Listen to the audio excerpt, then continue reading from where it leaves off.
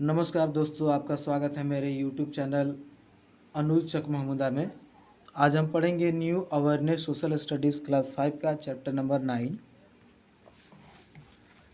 Waterways और Airways. इस chapter को शुरू करने से पहले मैं चाहता हूं कि इस चैप्टर से रिलेटेड कुछ वर्ड मीनिंग है, इम्पोर्टेंट वर्ड मीनिंग, वो आप देख लें।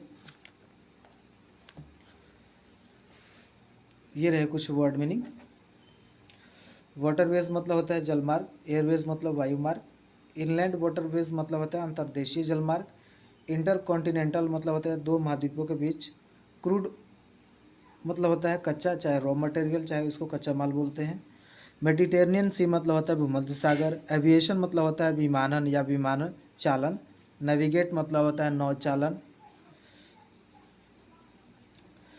नेविगेट मतलब होता है नौचालन, सेल्स मतलब होता है नाव, ऐसी नाव जिसमें क्या होता है कैनवास लगा रहता है कपड़ा, और वो हवा का रूप, हवा जब बहती है तो उसी हिसाब से चलता रहता है। ठीक है, उस छोटी सी नाव में जिसमें कपड़ा लगा रहता है उसको सेल्स बोलते हैं।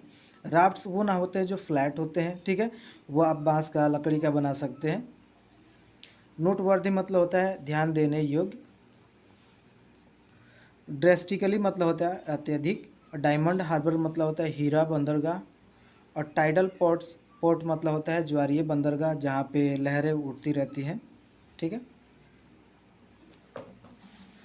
चलिए शुरू करते हैं। पहले देखिए वार्म अप में क्या है। पहले नंबर से शुरू करेंगे डाउन से, ऐसे वाले डाउन से शुरू करेंगे। The name of the first aeroplane was right. ठीक है, फर्स्ट एरोप्लेन जो राइट ब्रदर्स ने बनाया था उसका नाम क्या था, तो फ्लायर, FLYER, फ्लायर नाम था उसका। ठीक है, सेकेंड है what form of modern air transport is used for emergency service. आपको बता दें जो इमरजेंसी सर्विस के लिए यूज़ होता है एयर एम्बुलेंस का, उसमें हेलीकॉप्टर का भी नाम आता है, इसलिए मैंने इधर हेलीकॉप्टर भर दिया इसमें। चौथा है what was the first form of air transport. पहला फॉर्म क्या था, मैंने पहले शुरुआत कैसे हुई एयर ट्रांसपोर्ट की, तो आपको बता दें हॉट एयर बलून से, चाहे एयर हॉट बलून से हुई थी। ठीक है, तीसरा है क्रॉस में देखिए what was the second form of air transport. Second form क्या है एयर ट्रांसपोर्ट का, तो ये वो है एयर क्राफ्ट। और 5 नंबर है who created the first aeroplane, तो वो कौन थे, राइट ब्रदर्स। ठीक है, राइट ब्रदर्स थे, दो भाई, उन्होंने बनाया था। अब देखिए वाटरवेज पढ़ेंगे। Humans started travelling on water long ago. जो मनुष्य हैं वो बहुत पहले से ही किस पे, जो पानी की रास्ते हैं उस पे यातायात करते थे, या फिर वहीं से नाव से इधर उधर व्यापार के लिए जाते थे।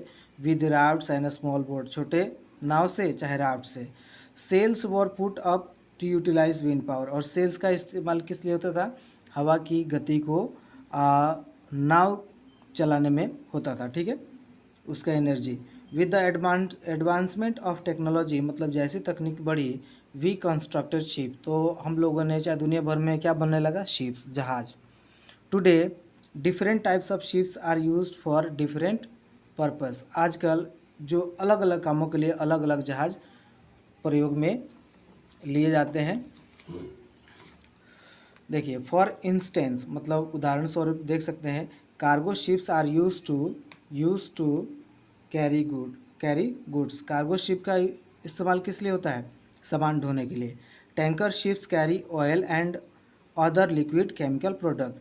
टैंकर का इस्तेमाल किस लिए होता है, ऑयल और लिक्विड केमिकल प्रोडक्ट ढोने के लिए होता है। और पैसेंजर शिप्स कैरी पीपल, और पैसेंजर शिप्स क्या करते हैं, किसको ढोते हैं, लोगों को। Water transport is cheaper because it does not require roads railway tracks. ये बहुत सस्ते होते हैं क्योंकि इसमें रोड बनाने में नहीं खर्चा होता है, ना रेलवे ट्रैक बनाने में खर्चा होता है। ठीक है, इसीलिए ये चीपर होते हैं, सस्ते होते हैं water transport. India has an extensive network of inland waterways.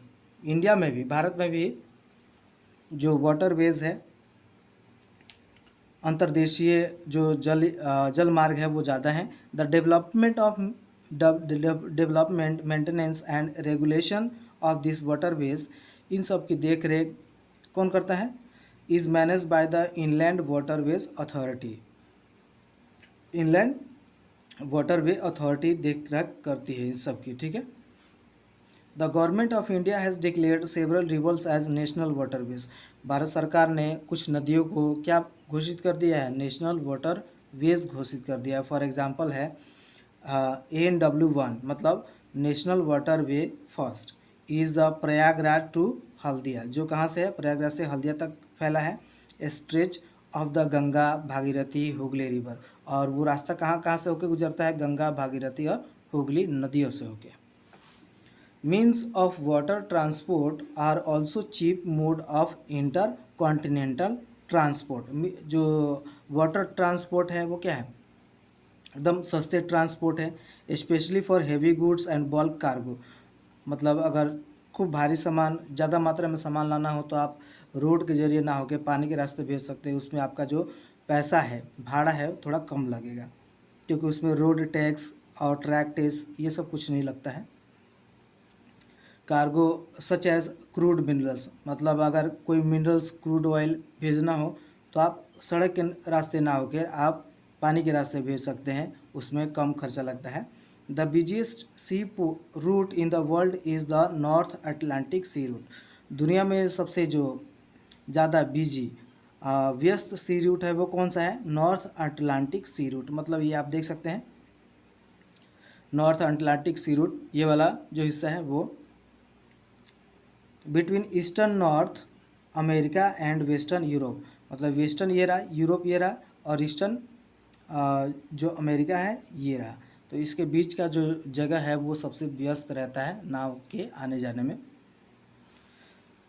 अब देखिए, the construction of the Suez canal and the Panama canal is noteworthy because they drastically reduce travel time.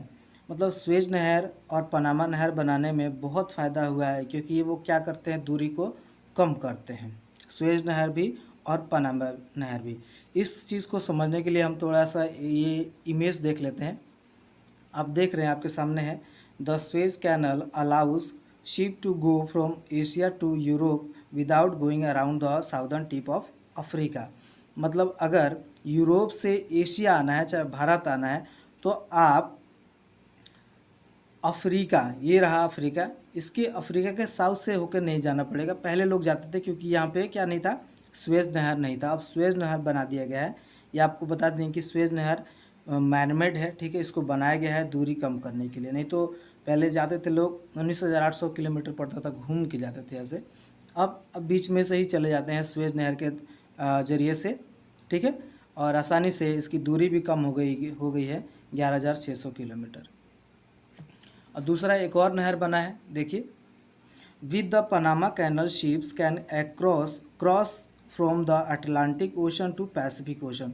मतलब अटलांटिक ओशन से Pacific ocean में पहुंचने के लिए, देखिए ये रहा अटलांटिक ओशन और पैसिफिक ओशन।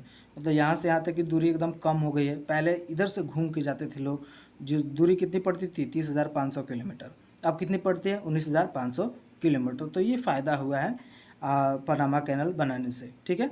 ये अटलांटिक ओशन और पैसिफिक ओशन को जोड़ती है without going around the southern tip of south America. मतलब इधर ये रहा हमारा साउथ अमेरिका, ठीक है। इसके इधर से जाने से पहले हम इधर से ही निकल जाते हैं और रास्ता हमारा एकदम छोटा पड़ जाता है, दूरी कम पड़ जाती है।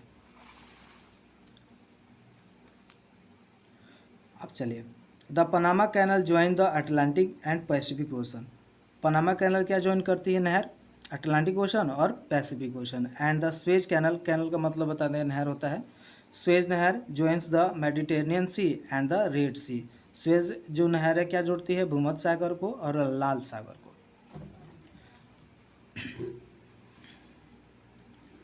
अब देखिए, the bulk of goods carried overseas include mineral source. Bulk of goods का मतलब होता है कि भारी सामान, ठीक है। कैरिड ओवरसीज इंक्लूड मिनरल सोर, मतलब जो मिनरल सोर ढोने के लिए, मिनरल ऑयल ढोने के लिए, food grains and other raw materials like cotton, tobacco, rubber. इसका मतलब ढोने के लिए इस्तेमाल होता है शिप्स का। Ships fitted with refrigerated cabin and tin fish. मतलब शिप में ही ये व्यवस्था है किसकी? कि उसमें जो रेफ्रिजरेटेड कैबिन्स है, मतलब उसमें फ्रीजर है, उसमें आप टिन्ड फिश मतलब पैक्ड जो फिश है उसको रख सकते हैं, ख़राब नहीं होगा, मीट भी रख सकते हैं, चाहे डेयरी प्रोडक्ट वो भी एक कंट्री से दूसरे कंट्री पहुंचाया जाता है बिना खराबी के। ठीक है, अब देखिए द पोर्ट ऑफ शंघाई शांग Shanghai Shanghai in China is the world's busiest port in with respect to container volume and traffic. जो चाइना का शंघाई है वो दुनिया का सबसे व्यस्त बंदरगाह है। पोर्ट मतलब बंदरगाह। ठीक है, ऐसा क्यों है? क्योंकि वहाँ पे कंटेनर उतरते चढ़ते रहते हैं, वहाँ पे जो शिप्स हैं वहाँ पे आती जाती रहती हैं। ठीक है, बहुत मात्रा में। India has 13 major sea port. आपको बता दें कि भारत में कितने सी पोर्ट है, बंदरगाह है? 13। अब हम इसी के बारे में पढ़ेंगे। इसमें दिया है जोन कि वो कौन से जोन में है। ठीक है, और उसके बाद स्टेट में कौन से स्टेट में पढ़ते हैं, फिर जो पोर्ट है बंदरगाह उसका नाम कहाँ है, क्या है, और उसकी फिर विशेषता फीचर दिखाया गया है। इससे पहले यहाँ पे दिया है ईस्टर्न कोस्ट, वेस्टर्न कोस्ट। ठीक है, उसको यहाँ पे इमेज में समझ लेते हैं ईस्टर्न कोस्ट किधर है। आपको बता दें कि ये रहा ईस्ट, तो इस यहाँ का जो हिस्सा है तट वो ईस्टर्न कोस्ट में आता है। ठीक है, और ये जो हिस्सा है यहाँ से यहाँ तक वो ये तट वाला हिस्सा किस में आता है? वेस्टर्न कोस्ट में। ठीक है, तो आप समझ गए होंगे। चलिए, पहला है ईस्टर्न कोस्ट में कौन कौन से पोर्ट बंदरगाह आते हैं और कौन से राज्य हैं? तमिलनाडु, वेस्ट बंगाल, ओडिशा, आंध्र प्रदेश। तो तमिलनाडु में 3 है, चेन्नई, एन्नोर और टुटिकोरिन। तो चेन्नई क्या है? आर्टिफिशियल पोर्ट है, सेकेंड बिजिएस्ट पोर्ट। ठीक है, ये भारत का है। Ennore deals with thermal coal. Thermal coal की यहाँ पे क्या होती है? डीलिंग होती है, उतारा चढ़ाया जाता है, चाहे दूसरे देशों में पहुँचाया जाता है। टुटिकोरिन का क्या काम है? टुटिकोरिन ये सब पोर्ट का नाम है बंदरगाह के। Deals with fertilisers and petrochemical product. Petrochemical से उत्पादित जो उत्पाद है उनको, और फर्टिलाइजर्स खाद संबंधी चीज़ें यहाँ पे उतारी और चढ़ाई चाहे दूसरे देशों में पहुँचाई जाती है। वेस्ट बंगाल है, ठीक है, उसमें कोलकाता है, कोलकाता पोर्ट, कोलकाता का बंदरगाह। ये किस नाम से जानता है? Known as Diamond Harbour. Diamond Harbour मतलब हीरा बंदरगाह। आपको बता दें हार्बर का मतलब ही बंदरगाह होता है, जहाँ पे नाव इकट्ठे होकर रुकते हैं। ठीक है, वहाँ पे उनको रखा जाता है पानी में ही। ठीक है, मतलब समुद्र किनारे वो हार्बर होते हैं। ओडिशा ये भी ईस्टर्न कोस्ट में पड़ता है, और वहाँ का जो पोर्ट है उसका नाम क्या है? पारादीप। इसमें क्या होता है? Deals with export of iron and aluminium. यहाँ पे किसका व्यापार होता है, बेचा जाता है? आयरन और अल्यूमिनियम का। आंध्र प्रदेश ये भी ईस्टर्न कोस्ट में पड़ता है, और वो जो पोर्ट है उसका नाम क्या है? Visakhapatnam. Deals with export of iron ore to Japan. ये आयरन ओर किसको एक्सपोर्ट करता है, बेचता है? जापान को। आयरन ओर का मतलब होता है कच्चा माल। जो आयरन जो निकलता है ज़मीन से वो हम जब यूज़ करते हैं वो ऐसा नहीं होता है, वो अगर देखा जाए तो उसको हम पिघला के शेप बनाते हैं, वो एक पत्थर के जैसा होता है, उसी को बोलते हैं आयरन ओर। ठीक है, अब बात करते हैं वेस्टर्न कोस्ट की। ठीक है, वेस्टर्न कोस्ट की। वेस्टर्न कोस्ट में कितने आते हैं? देख ली, केरला, गुजरात, कर्नाटका, गोवा, महाराष्ट्र। इन सब में भी क्या है? बंदरगाह है। केरला में कौन सा बंदरगाह है? कोची, और इसका काम क्या है? Deals with export of spices and salt, मतलब मसाले और नमक का व्यापार है। गुजरात में पड़ता है कौन सा बंदरगाह? Kandla, known as tidal port. इसको ज्वारीय बंदरगाह बोलते हैं, क्योंकि यहाँ पे जो लहरें हैं उठती रहती हैं। कर्नाटका में है मैंगलोर। इसका काम क्या है? Deals with iron ore exports. ये भी आयरन ओर को क्या करता है? एक्सपोर्ट करता है, मतलब बेचता है बाहर देशों में। और गोवा में है Mormugao. Deals with coal, iron ore and general cargo item, मतलब कार्गो से जो सामान उतरते हैं उसको वहाँ से दूसरे जगह पे पहुँचाया जाता है मुर्मुगांव बंदरगाह से। ठीक है, महाराष्ट्र में पड़ता है कौन सा? Mumbai port trust. ठीक है, इसका काम क्या है? Largest natural port and harbour in India. ये सबसे क्या है? बड़ा है और प्राकृतिक पोर्ट है इंडिया का। The busiest port in India, और व्यस्त भी पोर्ट है, मतलब बिजी पोर्ट है बंदरगाह है इंडिया का, महाराष्ट्र में जो पड़ता है। महाराष्ट्र में ही है जवाहरलाल नेहरू पोर्ट ट्रस्ट। ये किस लिए काम आता है? लार्जेस्ट आर्टिफिशियल पोर्ट, ये भी बड़ा आर्टिफिशियल मतलब मैनमेड बंदरगाह है ये। अब देखिए बे ऑफ बंगाल, ठीक है, बे ऑफ बंगाल इधर है, अंडमान एंड निकोबार आइलैंड, वहाँ पे कौन सा है बंदरगाह? Port Blair. आप देख सकते हैं अंडमान और निकोबार आइलैंड ये रहा, ठीक है, और यहाँ पर जो बंदरगाह है उसका नाम क्या है? Port Blair. और इसकी खासियत क्या है? Situated between two individual shipping lines, Saudi Arabia and US Singapore. मतलब अगर यूएस सिंगापुर से बाई रास्ते मतलब वाटर के रास्ते जाना है तो आप वहाँ से जा सकते हैं। अब हम पढ़ेंगे एयरवेज, ठीक है।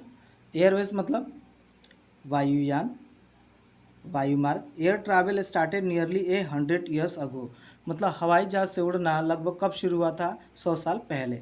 The first successful attempt at flying in the air was made by two brothers, और जो पहला जो सफल प्रयास किया गया वो दो भाइयों के द्वारा किया गया हवा में उड़ने का। वो कौन थे? Wilbur right and olive right, ये दो भाई थे। Another milestone in aviation history, और दूसरा एक माइलस्टोन क्या हुआ एविएशन में मतलब विमानन में, was the non-stop journey undertaken by Charles Lindbergh across the Atlantic Ocean in 1927। उनमें एक चार्ल्स लिंडरबर्ग क्या थे? अटलांटिक ओशन पे उन्होंने उड़ान भरी, कब? 1927 में।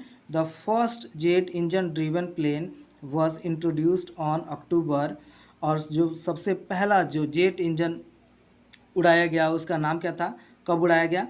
26 अक्टूबर 1958, और उसका नाम था इट वाज अ बोइंग 707।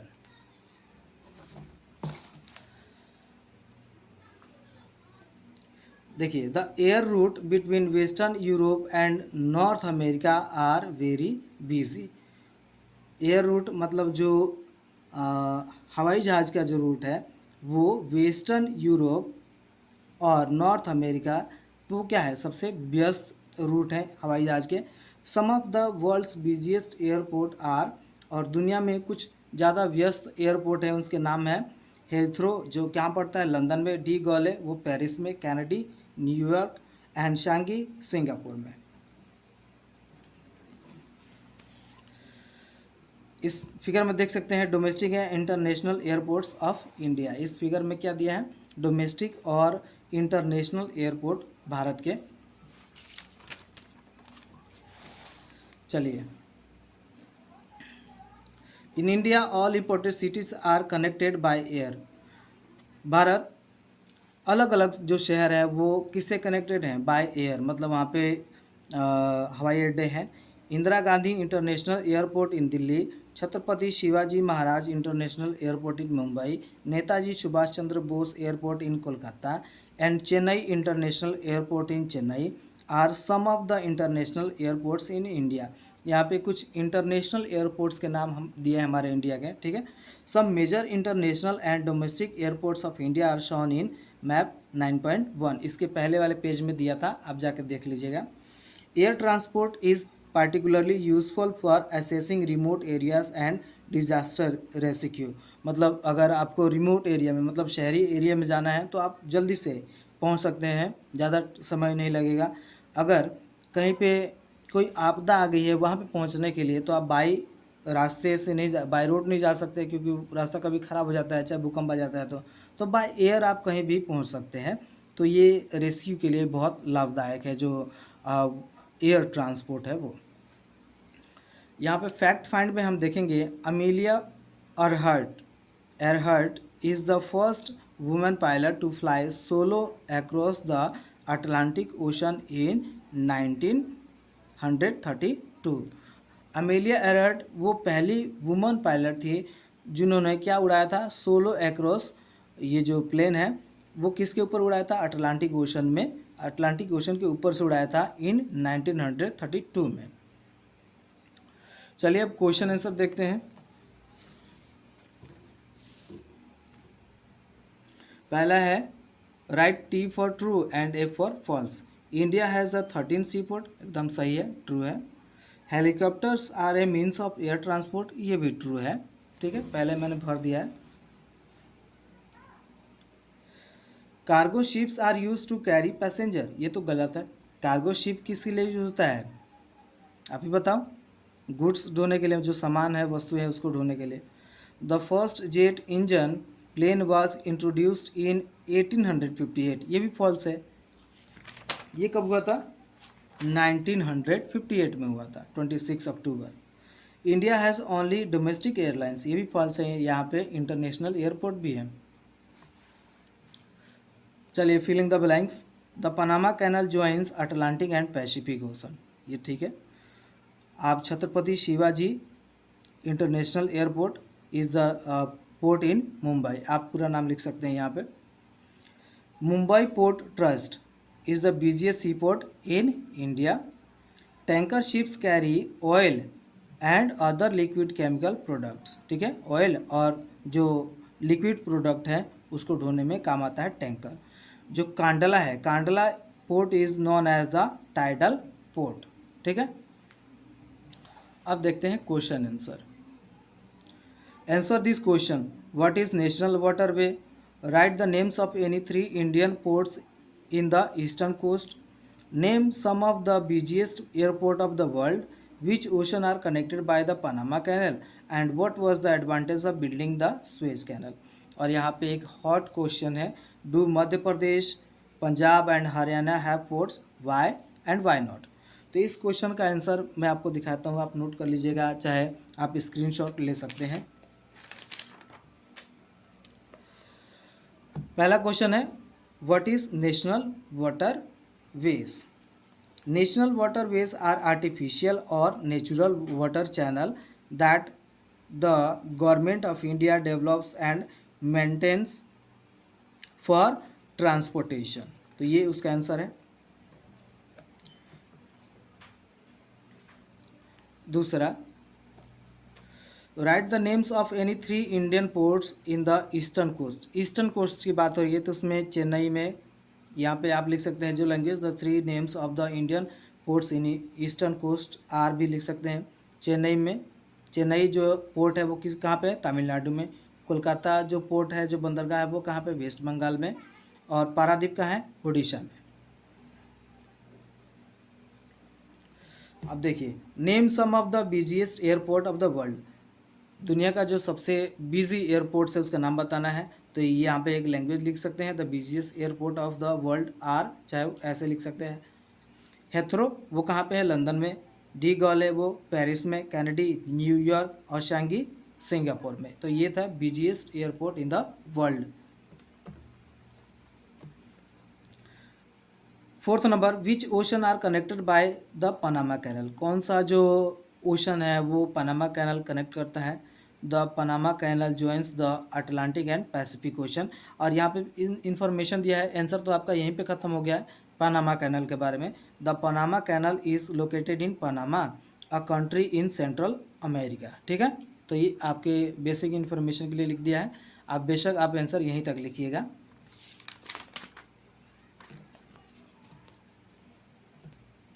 अब देखिए, what was the advantage of building the Suez canal, Suez canal बनाने का क्या फ़ायदा हुआ।